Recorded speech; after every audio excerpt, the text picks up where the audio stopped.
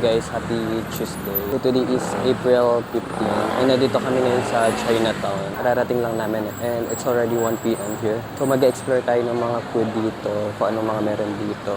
And after pala nito, pupunta kami din sa may famous na street. Nagtitake lang kami ng picture here. We're gonna explore Chinatown.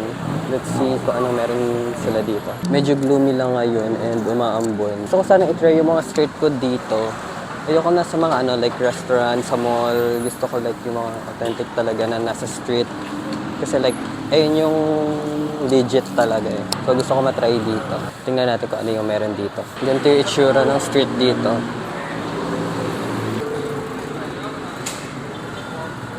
Papunta na kami dito sa side na to.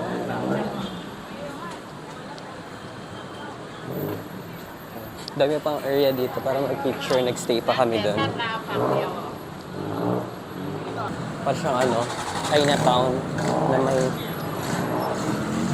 Thai. hindi siya pure na Chinatown. Select ko na niya. Ang ganyan yung mga gusto ko i-try. Yung mga ganyan talaga.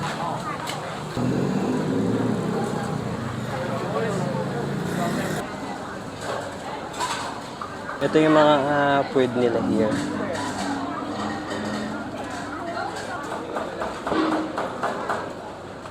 May mga recommended naman. So, ito yung bibilihin ko. Itong pork spare ribs. Feeling ko unti lang yung kakainin ko kasi like gusto ko pa i-try yung ibang street food. Nagbablog ako habang mag-shoot. Hindi ako masyado nag-ayos ngayon. Naka-plain black lang ako. Para low-key lang tayo today. Mukhang masarap naman dito kasi like ang dami kumakain. Medyo mahaba yung pila.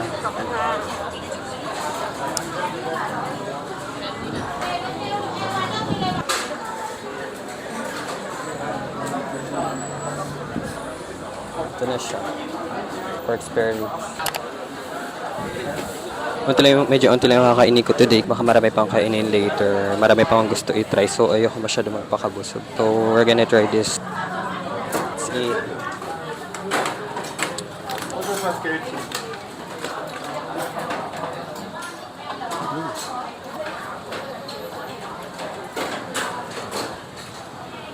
Sarap to.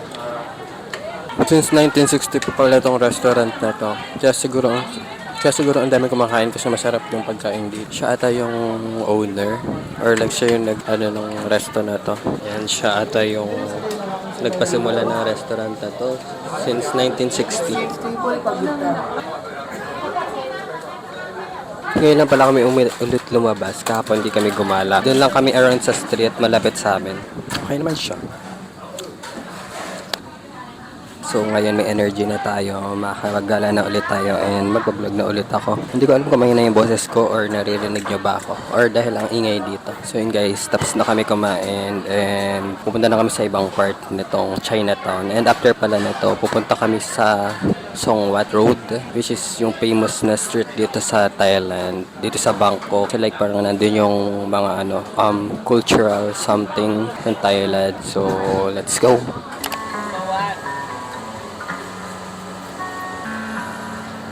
Yung coffee. May mga binibenta rin sila dito.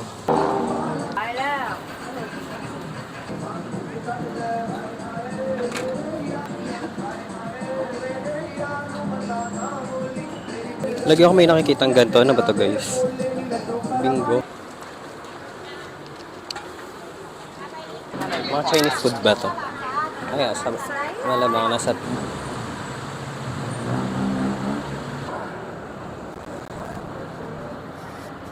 200 baht, 400 baht.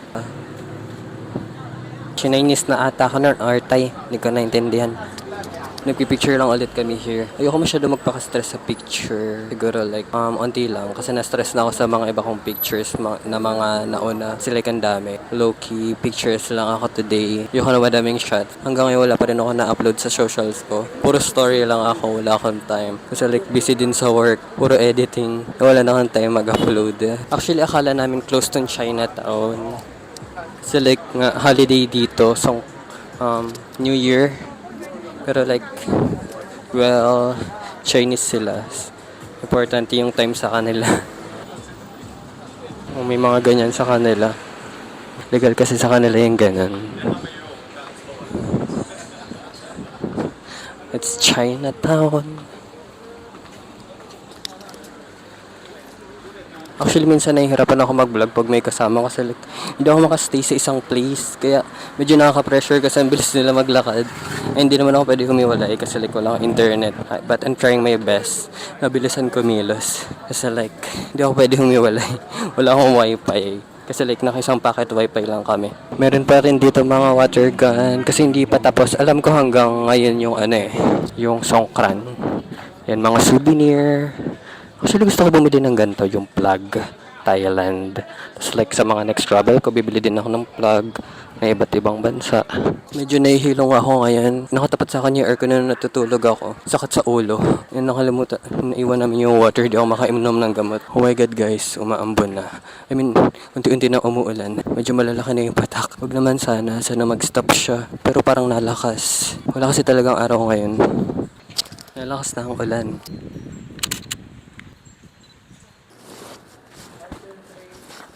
Hey guys, medyo nalakas na yung ulan. Chill lang tayo. Mahaba pang araw. Kanina may sumama pa sa picture ko na foreigner. Yun na yun. May saka pa. Ang tangkad niya. Ewan ko na stress ako pag like masyado ako napapressure. Kailangan ko maghanap ng magandang picture. Mas may hinahanap ako magandang picture pag chill lang ako. Hindi ako nagpapaka-pressure sa pictures. Ang cute na mga cup dito.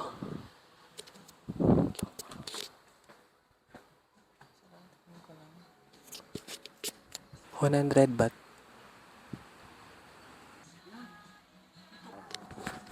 Tanong natin. Ayan. 250 baht. Agay basahan guys.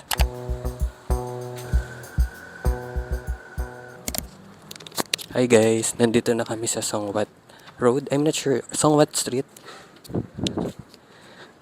Pero hindi pa ito yung pinakang main.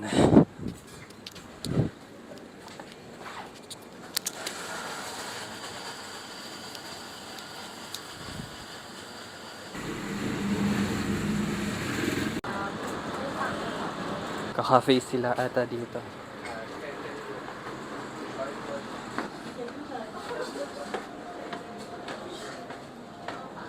Kain na ata sila. Pero ako, parang ayoko pa kasi like, ang haba pa ata nito eh. Ayoko masyado agad marami pang kainan dito.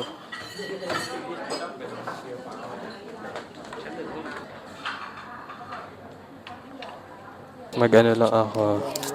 Rabbit Dirty Coffee.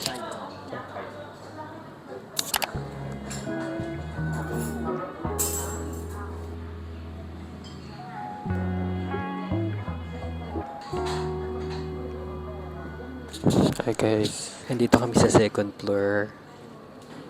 Ang liit lang pala nitong coffee. Para lang.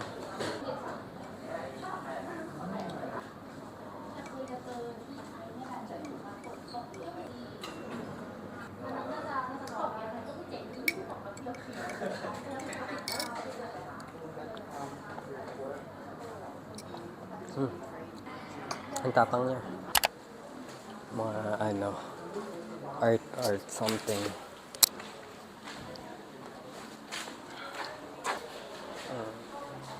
Meron silang shutter booth. Ang nice. Actually, ang haba nitong Songwat Road na to. And wala pa kami sa umpisa. Parang papasok pa lang ata kami. So, nandito lang kami sa picture taking area. May mga cafe dito sa gilid. And madami nagpipicture. Actually, ang nice ng dito.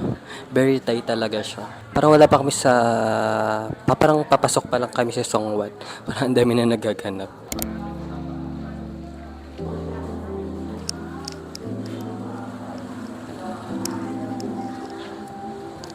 Tingnan natin kung ano yung meron dito sa loob. Oh, mga utensils. Mga traditional na gamit. Yan. This is 590 baht. Diba? Very vintage. Excuse me.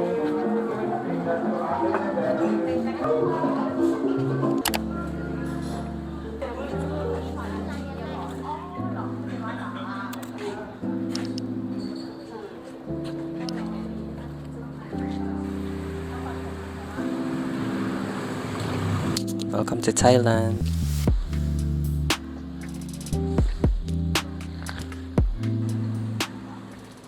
Very Thai movie.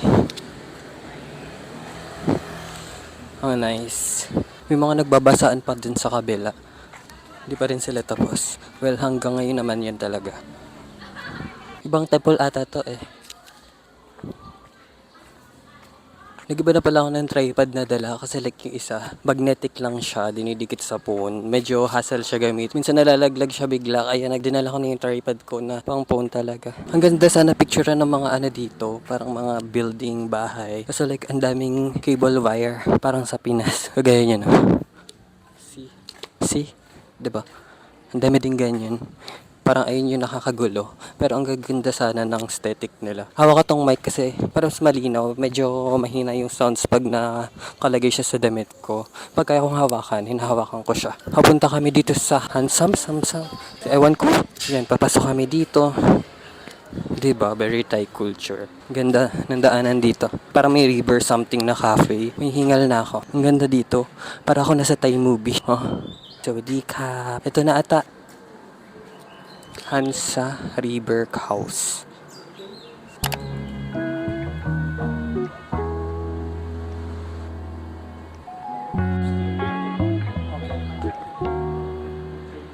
Dito kami sa Hansa River House. Yun yung mga price dito. Spicy as well. Pad Thai with the train or with the river prawns. Hi guys, 400 baht pala dito per person. Medyo pricey siya. Well, nandito naman kami for experience. Let's go inside. So, ayan siya. Sulitin natin ang 400 baht.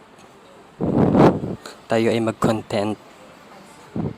Dami kasi pumupunta dito. Kaya siguro like ginawa nilang ganun. Pero like ngayon wala masyadong tao. Which is good kasi like makapag-picture kami. And nice naman yung view dito.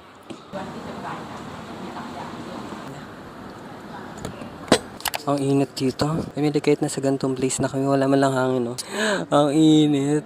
Parang nandito ako na sa open area pero wala pa rin hangin. Actually, parang mas mainit sa Thailand kaysa sa Pinas. Hindi naman ako ganito kainit na init pag lumalabas kahit nasa Pinas. Parang mas malala yun dito. Or like dahil summer. Ay, same lang naman sa Pinas. Yung init dito, walang hangin. Pero not all the time. Pero most of the time, parang yung weather dito, mainit pero walang hangin. Ito yung view namin dito. Yan, dyan kami kakain.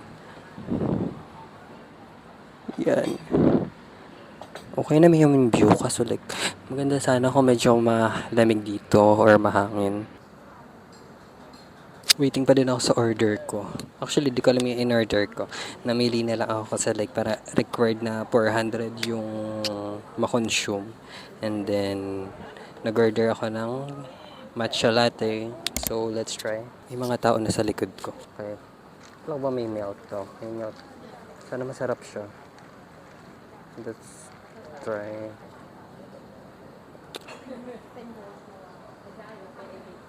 Okay siya. Parang kakaiba yung pagka-matcha niya sa mga natikman kong matcha. Hindi siya like super tamis and milky. Ang nalalasahan ko parang like matcha talaga. Pero like, ang sarap niya. Hindi siya yung puro milk na nalalasahan ko. Lasa ko yung pagka-matcha niya. Hindi kasi ako magaling mag-describe ng mga pagkain. Yan yung in-order ko guys. Actually, hindi ko alam kung ano tong na-order ko. Pero sabi nila, eto yung Thai Kosinto something. Hindi ko alam kung paano ko siya kakainin.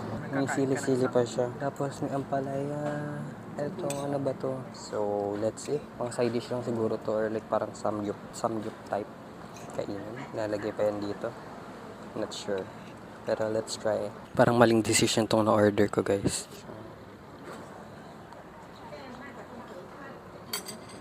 Parang kumakain ako ng ulam.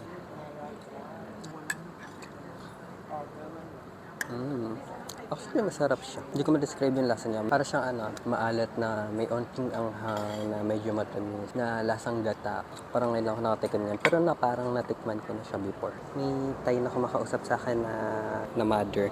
Parang nahiya ako kumain kasi hindi ko alam kung paano siya kainin.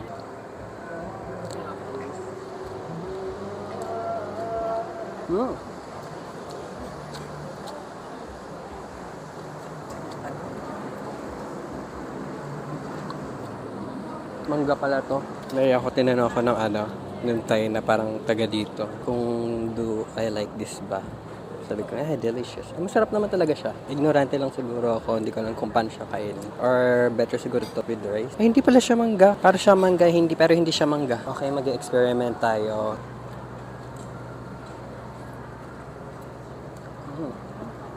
Hindi kaya sasakatsin ko dito. Parang puro gata. Tinatanong ako kung sure ba ako kung hindi daw ba ako magra-rice. Pili ko na need talaga ng rice dito. Let's try with rice. Baka much better siya. Nag-order na kami ng rice. Parang kumakain lang kami ng ulam. Yung rice. Let's try this. Bayabas ba to? Parang hindi ako nakakita ng ganito. Ito. Green. Ano to? Hindi ko alam siya. May rice na tayo. Hindi ako mabubusog sa ulam lang. Lagyan natin ng ganito with rice. Ito na yung with rice niya. Masarap siya. Bago siya sa panlasa, no? Pero yung mga gulay, parang hindi ko alam kung gusto ko. Parang ngayon ako nakakain ng ganito, oh. Hindi kasi ako kumakain ng palay, 4 PM na pala, guys. Mabusin ko na itong kinakain ko and gala-gala kami after dito sa Songwat Road. So, I'll see you later. Hi. Kawawa naman, oh. Parang may namatay yung parang bayawak or crocodile ba yan? Look. Kanina may isda din na nakapalutang-lutang dito, eh. Parang ang dami namamatay na animals. Hi guys, so papunta na kami ngayon sa Central World. Hindi na namin masyado nalibot ang Songwat Road kasi like, ang sama din na parang, ewan ko pag gabi na. Medyo makulimlim na. Kakatapos lang din namin kumain and medyo masakit na yung ulo. So I'll see you later.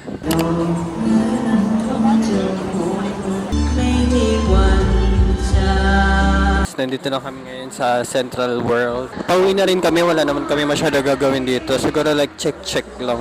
Ang lakas din ng ulan, dumiretso na kami dito. Hindi na namin masyado nalibot yung Songwat. Bagay ba? Ang ganda ng mga outfit dito, oh. 390 baht. Din ito, oh, pang loob. Diba? Ito parang gusto ko to.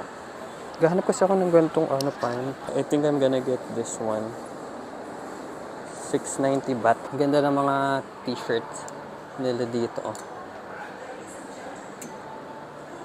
490. Yung mga nag-shopping na sila. Ang ganda yan. Ang ganda ng brand nila dito, no? Sa Thailand lang to, no? Dalawa bibilihin ko lang siguro. Ito na, nahihirapan ako mag-video. Ang nice. Nag-shopping na po ang mga...